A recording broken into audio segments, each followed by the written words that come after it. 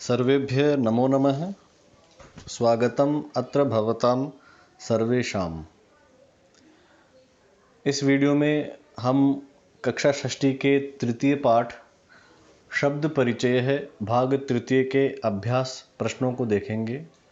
मैं doctor Pramod Kumar Sharma, TGT Sanskrit, केंद्रीय विद्यालय टोंक, आपको बहुत ही सरल शब्दों में इस पाठ के अभ्यास प्रश्नों को समझाने का प्रयास करूंगा। पहला अभ्यास, उच्चारणम कुरुते। दिए गए शब्दों का हमें उच्चारण करना है। संस्कृत में उच्चारण का बहुत ही विशेष महत्व होता है, इसलिए जो भी संस्कृत शब्द होते हैं उनका हमें हलंत, अनुस्वार, विसर्ग इत्यादि के अनुसार शुद्ध उच्चारण करना चाहिए। फलम, गृहम, द्वारम, विमानम, कमलम, पुस्तकम, सूत्रम, छत्रम, भवनम, जलम। चलते हैं दूसरे अभ्यास की ओर। दूसरे अभ्यास में चित्राणि दृष्ट्वा यानी चित्रों को देख करके पदानि उच्चारयत, जो शब्द है उसे बताना है। पहला चित्र है पत्ते का। पत्ते को कहते हैं पर्णम और पत्ते को पत्रम भी कहते हैं। दूसरे में खिलौना है टेडी बियर, इसको कहते हैं क्रीडनकम। अग्रिम चित्र में नारियल है, इसको कहते हैं नारिकेलम। कंप्यूटर को कहते हैं संगणकम। खिड़की को कहते हैं वातायनम। सीढ़ियों को कहते हैं, गार्डन को, बगीचे को कहते हैं उद्यानम। चश्मे को कहते हैं उपनेत्रम और कंघे को कहते हैं कंकतम। अग्रिम अभ्यास है वर्ण संयोजनम कृत्वा पदम कोष्ठके लिखत। वर्ण संयोजन का मतलब होता है कि वर्णों को मिला करके हमें जो शब्द बनेगा उसको कोष्ठक में लिखना है। एक उदाहरण भी दिया है पहला पर्णम का, तो ये बनता है प र, हलंत वाला है तो ये ऊपर चला गया, ण म पर्णम। इसी प्रकार से ख ख, न ई नी, त र त्र म खनित्रम। यहाँ पर त्र संयुक्त वर्ण है तो ये त र इस प्रकार से मिलकर के बनता है। प उ पू, र आ रा, ण आणा, न ई पुराणानी। अग्रिम है प ओ पो, श श, क आ का, ण ई णी पोषकाणी। क क, ङ क कंक, त म कंकतम। अग्रिम अभ्यास में हमें वर्णों को विच्छेद करना है। पहले में हमने मिलाया था, इसमें हम इन सबको अलग अलग करेंगे। अधोलिखिता नाम, नीचे लिखी हुए नाम शब्दों को वर्ण विच्छेदम अलग अलग करके हमें लिखना है। उदाहरण दिया है व्यजनम का। व्यजनम कहते हैं पंखे को। तो एक एक शब्द को देखेंगे हम। व्य, तो व य व्य, अ ज न म व्यजनम।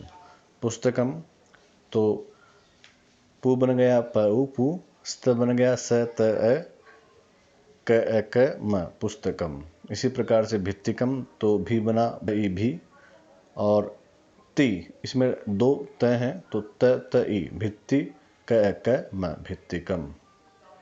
नूतनानी, नु न उ नु, त न आ ना, न ई नूतनानी। वातायनम, वा व अवा, त अता, य न म वातायनम।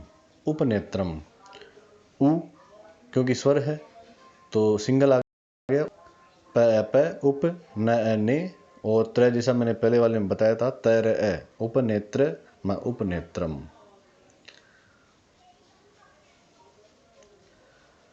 अब हमें यहाँ पे शब्दों को देख करके उनका नाम बताना है। पहले में आम का फल है, आम को कहते हैं आम्रम। दूसरे में पत्ता, पत्ते को कहते हैं पर्णम पत्रम। तीसरे में पंखा है, इसको कहते हैं व्यजनम और वायु चक्रम। दो नाम हैं इसके। आगे हैंकी है, रुमाल, इसको कहते हैं कर वस्त्रम। देखो ये गिट्टी है धागे की, इसमें धागा है, धागे को कहते हैं सूत्रम। जो छतरी है अम्ब्रेला, उसको कहते हैं छत्रम। इस अभ्यास में हमें चित्रम दृष्टवा, चित्र को देख करके उत्तरम लिखत।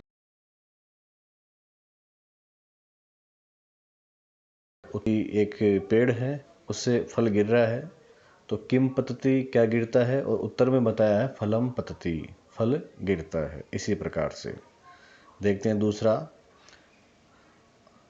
मयूरव किम कुरुत है, मयूरव दो मोर, किम कुरुत क्या कर रहे हैं, तो मयूरव दो मोर नृत्यत है, नृत्य कर रहे हैं। ये द्विवचन शब्द था। आगे भी द्विवचन है, एते के स्त है, ये दोनों क्या है, और उत्तर है एते, ये दोनों क्रीडन के स्त है, खिलौने हैं, दो खिलौने हैं, क्योंकि द्विवचन है। और क्रीडन कम एक वचन, क्रीडन के द्विवचन, और क्रीडन कहानी बहुवचन। अग्रिम चित्र देखिए, बालिकाः किम कुर्वन्ति, बहुवचन है स्त्रीलिंग शब्द का, तो बालिकाः किम कुर्वन्ति, बालिकाएं क्या कर रही हैं, बालिकाएं पढ़ रही हैं। और अंतिम चित्र है जिसमें एक पौधे पर पुष्प विकसित हो रहे हैं, तो कानि विकसन्ति, क्या विकसित हो रहे हैं अथवा खिल रहे हैं, उत्तर है पुष्पाणि विकसन्ति, पुष्प खिल रहे हैं, पुष्प विकसित हो रहे हैं। ये बहुवचन है, तो पुष्पम पुष्पे पुष्पाणि, और क्रिया भी विकसति विकसत है विकसन्ति। ध्यान रखना है, एक वचन के साथ एक वचन, द्विवचन के साथ द्विवचन, और बहुवचन के साथ बहुवचन का हमें सदैव प्रयोग करना है। चलते हैं अग्रिम अभ्यास की ओर। निर्देशानुसारम वाक्यानि रचयते, जैसा कोष्टक में निर्देश दिया गया है उसके अनुसार हमें वाक्य बनाने हैं। यहाँ पर उदाहरण दिया है एतत् पतति, और कोष्टक में कहा गया कि इसका बहुवचन बनाना है। तो और पतति का बन गया पतति पततः पतन्ति, तो हमारा वाक्य बनता है एतानि पतन्ति। चलते हैं क एते पर्णे स्तः, ये द्विवचन का वाक्य है, इसको बहुवचन में बनाना है। तो एते का बहुवचन बन जाएगा एतत् एते एतानि, पर्णे का पर्णानि, और स्तः का सन्ति, एतानि पर्णानि सन्ति। मयूरः नृत्यति, ये एक वचन है, इसका बहुवचन, तो मयूरः का बहुवचन हो गया मयूराः, और नृत्यति का हो गया नृत्यन्ति। हमारा वाक्य बन गया मयूराः नृत्यन्ति। आगे है एतानि यानानि, ये बहुवचन का वाक्य है, इसका हमें द्विवचन बनाना है, तो एते याने। आगे है छात्रे लिखत, ये द्विवचन का है, इसका हमें बहुवचन बनाना है, तो छात्राः लिखन् केलम पतति, ये एक वचन का वाक्य है, इसका द्विवचन, तो नारिकेलम का बन गया द्विवचन नारिकेले, और पतति का बन गया पततः, तो नारिकेले पततः। चलते हैं अग्रिम अभ्यास की ओर। इसमें उचित पदानि संयोज्य, एक तरफ कर्ता है और दूसरी तरफ क्रिया है, एक तरफ सब्जेक्ट है दूसरी तरफ वर्ब है, तो उनको संयोज्य मिला करके हमें वाक्य बनाने हैं। एक वचन के साथ एक वचन, द्विवचन के साथ द्विवचन, और बहुवचन के साथ बहुवचन क्रिया हमें मिलानी है। और जो शब्द है उसका स्वभाव भी ध्यान रखना है। जैसे कोयल क्या करती है, पुष्प क्या होते हैं, पक्षी क्या करते हैं, इस प्रकार से। तो देखिए कोकिले, ये द्विवचन शब्द है और यहाँ पर इसके साथ की है, आवाज करती है। पवन है, एक वचन है, तो इधर क्रिया आएगी वहती। पवन है वहती, वायु बहती है। आगे पुष्पम, तो पुष्पम नपुंसकलिंग का एक वचन है और इसके साथ क्रिया आएगी विकसति। पुष्पम विकसति। आगे है खगः। खगः होता है पक्षी, एक वचन है, तो खगः उत्पतति, पक्षी उड़ता है। आगे है मयूराः, बहुवचन, मयूर है मयूरौ, मयूराः, तो बहुवचन क्रिया इसके साथ आएगी नृत्यन्ति। नृत्यति, नृत्यतः, नृत्यन्ति, मयूराः नृत्यन्ति।